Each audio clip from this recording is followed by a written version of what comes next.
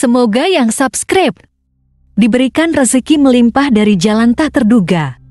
Dan yang like komen, dimudahkan jalannya menuju surga di hari akhir nanti. Siapa yang tak mendengar nama Qorun? Qorun adalah seorang sosok kaya raya di zaman Nabi Musa, tapi namanya melegenda hingga sekarang.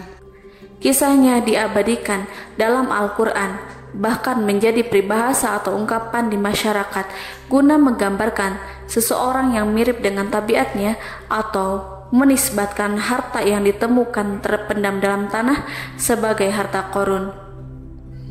Qorun adalah miliarder kaya raya yang hidup sejaman dengan Nabi Musa. Saking kaya rayanya, Qorun setiap kali keluar dari rumahnya, ia didampingi dengan 300 pelayan laki-laki dan 300 pelayan perempuan.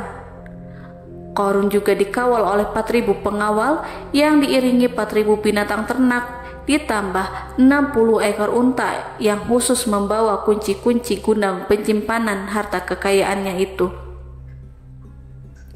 Itu dilakukan semata-mata sebagai bentuk kesombongan bahwa dialah manusia paling kaya, paling terhormat, dan memiliki pengikut setia. Ia merasa lebih mulia dibandingkan Nabi Musa alaihissalam. Orang-orang tentu saja akan penasaran seberapa banyak harta kekayaan Qorun jika pengawal dan pembawa kunci gudang kekayaannya sebanyak itu. Lalu berapakah harta yang dimiliki Qorun yang disimpan dalam gudang-gudangnya tersebut? Sebelum saya melanjutkan, dimohon untuk menonton video ini sampai selesai supaya tidak ada kesalahpahaman dalam memahami isi cerita, serta mohon bantu channel ini semakin berkembang dengan cara tekan subscribe dan silahkan tinggalkan like serta komen positifnya. Semoga dukungan pemirsa Risalah Kehidupan bernilai pahala dan menjadi wasilah dimudahkannya segala urusan pemirsa sekalian. Pemirsa Risalah Kehidupan, di zaman sekarang banyak orang yang mengistilahkan rezeki yang tak terduga dengan istilah harta Qorun. Lalu dari manakah sumber harta kekayaan Qorun yang sangat luar biasa itu? Serta di manakah Qorun dan hartanya ditenggelamkan? Siapakah Qorun dan bagaimana kisahnya dengan Nabi Musa? Qorun merupakan kaum Nabi Musa alaihissalam. Disebutkan oleh Ibnu Jurayj, nama lengkap Qorun adalah Qorun ibnu Yashar, ibnu Qahis, ibnu Lawi, ibnu Yakub. Ia merupakan putra paman atau sepupu Nabi Musa alaihissalam. Pasalnya, Nabi Musa alaihissalam sendiri adalah putra Imron, sedangkan Imron adalah putra Qahis. Dengan kata lain, Qorun masih satu kakek dengan Nabi Musa alaihissalam, yakni kakek Qahis. Ia adalah umat Nabi Musa yang taat. Tidak hanya memiliki banyak harta, Qorun juga termasuk orang yang cerdas dan berilmu. Ia menguasai ilmu duniawi dan ilmu ukhrawi, dan tercatat bahwa Qorun adalah ahli di bidang kimia. Dirinya tercatat sebagai ahli kitab Taurat setelah Nabi Musa. Kepandaian Qorun dalam ilmu agama membuat dirinya sering disebut dengan ilmu nawir atau orang yang memberi cahaya dan penerangan. Suaranya terkenal merdu dalam membaca kitab Taurat. Selain itu, Qorun juga lihai dalam berbisnis. Ia mengetahui trik investasi yang menguntungkan serta jalur perdagangan internasional yang strategis di zamannya. Kekayaan Qorun begitu banyak sebagaimana tercatat dalam surat Al-Qasas ayat 76. Sesungguhnya Qorun termasuk kaum Musa, tetapi dia berlaku aniaya terhadap mereka. Kami telah menganugerahkan kepadanya pembendaharaan harta yang kunci-kuncinya sungguh berat dipikul oleh sejumlah orang-orang yang kuat. Dalam riwayat Khaisamah disebutkan, untuk mengangkut kunci gudang kekayaan Qorun dibutuhkan 60 bigol atau sejenis kuda kecil. Ukuran kuncinya sebesar jari, bahannya terbuat dari kulit dan setiap kunci digunakan untuk satu gudang. Maka keluarlah Qorun kepada kaumnya dalam kemegahannya. Para ulama tafsir menjelaskan Qorun keluar dengan baju mewah diiringi dengan 300 gadis berbaju merah dan 4.000 kendaraan kuda. Tak heran iring-iringan Qarun itu mengundang decak kagum mereka yang gandrung terhadap harta kekayaan. Sebagaimana yang terekam dalam Al-Quran, moga-moga kiranya kita mempunyai seperti apa yang telah diberikan kepada Qarun. Sesungguhnya ia benar-benar mempunyai keberuntungan yang besar. Quran Surat Al-Qasas ayat 79. Namun tak sedikit kaumnya yang mengingatkan, dan ingatlah ketika kaumnya berkata, janganlah engkau terlalu bangga. Sesungguhnya Allah tidak menyukai orang-orang yang terlalu membanggakan diri atau disebut farihin. Sebagian ulama menafsirkan istilah farihin di sana juga berarti takabur atau zolim, berbuat kerusakan, arogan, dan tidak mau bersyukur terhadap nikmat. Qarun dikisahkan memiliki ribuan gudang yang berisikan emas dan perak. Bila keluar rumah, Qarun selalu berpakaian mewah dan dikawal oleh 600 pelayan. Ia diiringi 4.000 ekor kuda dan 60 ekor unta yang membawa kunci-kunci gudang kekayaannya. Namun sayang seribu sayang, Qarun kemudian membangkang pada Nabi Musa dan menjadi pengikut setia Fir'aun. Mengenai dari mana asal-usul kekayaan Qarun, ada beberapa riwayat yang memberitakan tentang asal-usul kekayaan Qarun tersebut. Sumber pertama menyebutkan bahwa jauh sebelum memiliki kekayaan, Qarun hanyalah seorang lelaki miskin yang tidak mampu menafkahi keluarganya sendiri. Anaknya sangat banyak. Lalu, suatu hari ketika Qarun datang kepada Nabi Musa, ia meminta Nabi Musa alaihissalam untuk mendoakannya agar Allah memberikan harta benda yang banyak. Qarun juga meminta Nabi Musa mengajarinya ilmu kimia dan ilmu-ilmu kehidupan lainnya. Qarun dikenal sebagai orang yang soleh dan mengikuti ajaran Ibrahim dengan baik, sehingga tanpa pikir panjang Nabi Musa alaihissalam menyetujui permintaannya. Allah Subhanahu wa Ta'ala mengabulkan doa Nabi Musa.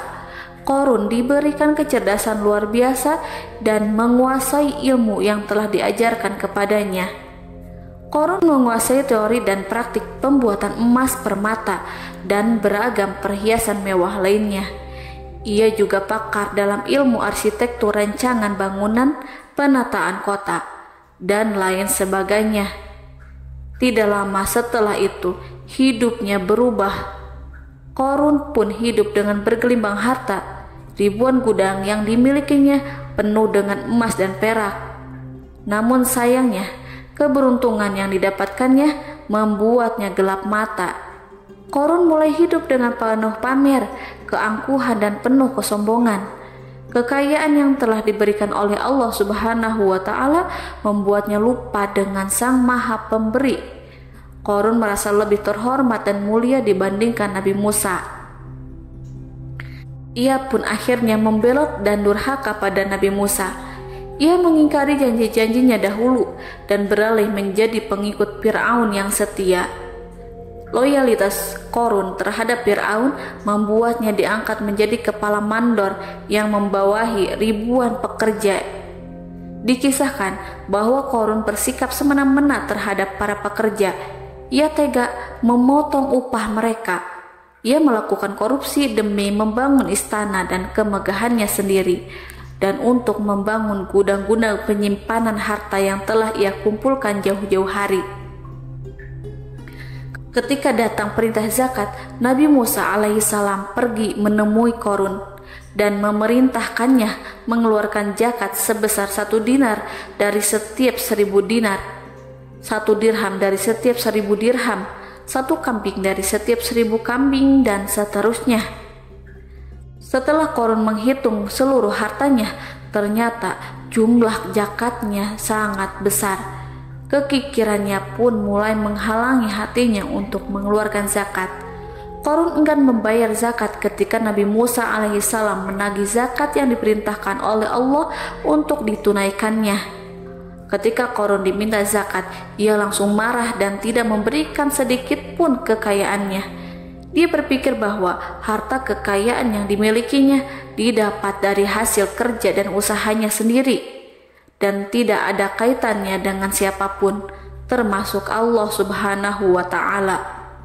Janji Qorun untuk lebih taat beribadah dan membantu sesama jika diberi kekayaan oleh Allah dilupakannya. Dia mempergunakan kekayaannya tersebut dalam kesesatan, kezaliman, dan permusuhan, sehingga membuatnya menjadi sombong dan terlena. Orang-orang beriman pada masa itu sering menasehati Qorun untuk bersyukur atas nikmat yang Allah berikan kepadanya, tetapi dia tidak mengindahkan nasihat tersebut. Dari sikapnya tersebut sudah jelas bahwa Qorun tidak membutuhkan nasihat kebenaran, bahkan merasa tidak takut dengan ancaman Allah, sebab Qorun merasa sudah memiliki segalanya. Qorun merasa dirinya hebat dan pintar serta punya banyak pengikut setia, punya banyak pengawal dan merasa aman karena dekat dengan Raja Fir'aun. Qorun berkata, "Sesungguhnya aku mendapatkan harta ini karena ilmu yang ada padaku." Qorun sangat sombong. Ia merasa hartanya didapatkannya sendiri tanpa campur tangan dan kehendak Zat yang Maha Kaya, yakni Allah Subhanahu wa Ta'ala. Apakah Qorun lupa ataukah ia tidak tahu bahwa Allah telah membinasakan orang-orang sombong sebelumnya, yang bahkan lebih kuat darinya, yang lebih kaya darinya, yang lebih banyak pengawalannya, lebih kokoh dan tak terkalahkan dibanding dirinya? Karena terdorong sifat kikir dan angkuh, maka Qorun membuat rencana untuk melakukan tipu daya agar dia terlepas dari kewajiban membayar zakat. Dia ingin menjatuhkan nama baik dan citra baik Nabi Musa alaihissalam. Kemudian dia mengumpulkan tokoh-tokoh konglomerat Bani Israel. Ia berkata kepada mereka, "Wahai saudara-saudaraku, terhadap apa yang diperintahkan Musa untuk membayar zakat, apakah kalian akan mematuhinya? Sekarang dia hendak mengambil harta yang ada di tangan kalian, maka pikirkanlah suatu cara untuk menghindari perintahnya." Para pembesar-pembesar yang dipanggil kemudian menjawab, "Wahai paduka Qorun, engkau lebih besar daripada kami akan melakukan apapun yang kau inginkan." Qorun pun berkata, "Datangkanlah kepadaku wanita cantik, aku akan memberinya hadiah besar jika ia berhasil menggoda dan memfitnah Nabi Musa." Ketika wanita cantik yang diinginkan datang, Qorun memberikan kepadanya uang muka sebagai jaminan. Ia akan membayarkan seluruh yang dijanjikan ketika berhasil menjalankan misinya. Bukan hanya itu, Qorun pun berjanji akan menjadikan wanita ini sebagai istrinya. Dan keesokan harinya, Qorun mengumpulkan Bani Israel. Setelah itu, Qorun menghadap kepada Nabi Musa seraya berkata, "Orang-orang menanti kedatangan Anda, sampaikanlah saran dan nasihat kepada mereka." Nabi Musa kemudian keluar dari rumahnya. Ia mulai menyampaikan nasihat pada umatnya. Di antara nasihatnya, beliau berkata, "Barang siapa yang mencuri, aku akan memotong tangannya. Barang siapa yang memfitnah, aku akan mencambuknya sebanyak 70 kali. Barang siapa yang tidak mempunyai istri dan dia berbuat zina, maka aku akan mencambuknya sebanyak 70 kali. Adapun barang siapa yang memiliki istri dan dia berbuat zina, aku akan rajam dia sampai mati." Qorun kemudian berkata, "Apakah ini juga berlaku untuk Anda jika Anda sendiri yang berbuat zina? Apakah Anda akan menerima hukumannya?" Kemudian Nabi Musa menjawab, "Ya, meskipun saya sendiri yang melakukannya." Maka kemudian Qorun memanggil wanita yang telah dibayarnya. Wanita itu berdiri di depan Nabi Musa dan Bani Israel yang telah berkumpul. Dia mengaku sedang hamil karena telah berhubungan badan dengan Nabi Musa. Maka marahlah Nabi Musa atas fitnah kejam yang diarahkan kepadanya. Kemudian Nabi Musa melakukan sholat 2 rakaat, lalu mendatangi wanita itu dan menyumpahnya agar mengatakan siapa yang menyuruhnya. Wanita itu menjadi ketakutan. Ia gemetar di depan Nabi Musa dan dia mengaku bahwa yang menyuruhnya adalah Qorun. Lalu wanita itu bertaubat dan meminta maaf kepada Nabi Musa. Seketika Nabi Musa bersujud seraya berdoa kepada Allah untuk menimpakan azab kepada Qarun. Allah memberi wahyu kepada Nabi Musa bahwa bumi telah dijadikan tunduk kepada perintah Nabi Musa. Kemudian Nabi Musa berkata kepada bumi, "Wahai bumi, telanlah Qarun beserta kekayaannya, habiskanlah semua." Kala itu Allah menurunkan wahyu kepada Nabi Musa alaihissalam untuk memerintah bumi apapun yang diinginkannya. Begitu Nabi Musa alaihissalam datang dengan wajah sangat marah, barulah Qarun merajuk, "Wahai Musa, sayangilah aku." Sementara Nabi Musa alaihissalam tak bergeming. Beliau lantas berkata pada bumi, "Wahai bumi, ambillah mereka." Seketika rumah Qarun mulai bergetar. Qarun dan antek-anteknya mulai dibenamkan hingga bagian lututnya. Rumahnya ikut turun sedalam lutut. Qarun kembali merajuk, "Sayangilah aku Musa." Rumahnya kembali berguncang. Kini Qarun dan kawan-kawannya kembali terbenam hingga bagian pusar. Demikian pula rumahnya. Qarun terus merajuk, "Wahai Musa, sayangilah aku." Sementara Nabi Musa alaihissalam kembali meminta bumi, "Wahai bumi, ambillah mereka." Rumah Qarun berguncang lagi, sementara Qarun dan kawan-kawannya terus terbenam hingga bagian tenggorokannya. Demikian pula rumahnya. Qarun lagi-lagi menjerit, "Wahai Musa, sayangilah aku." Namun Nabi Musa alaihissalam tak bergeming. Beliau terus meminta bumi menelannya, hingga akhirnya Qarun dan kawan-kawannya hilang seluruhnya ditelan bumi. Tak lama setelah itu, Allah pun berkata, "Wahai Musa, apa yang membuatmu bersikap demikian?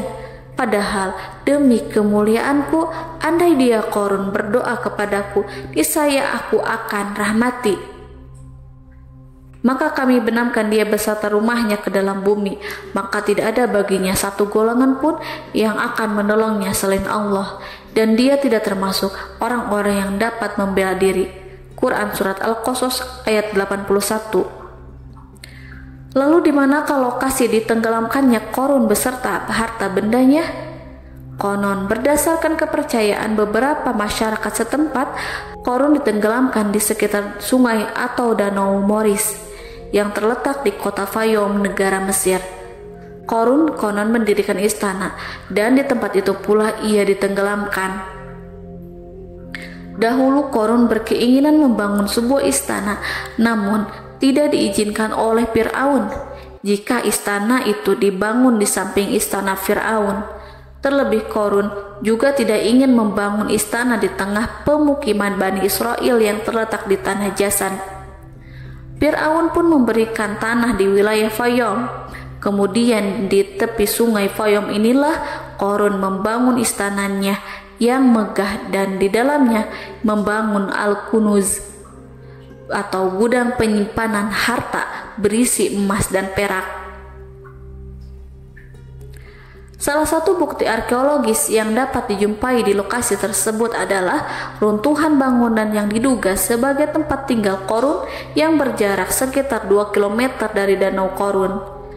Menurut beberapa sumber, bangunan yang masih berdiri kokoh tersebut adalah benteng yang dibangun oleh Qarun. Namun, ada juga yang mengatakan bahwa bangunan tersebut adalah tempat tinggalnya. Wallahu a'lam bishawab.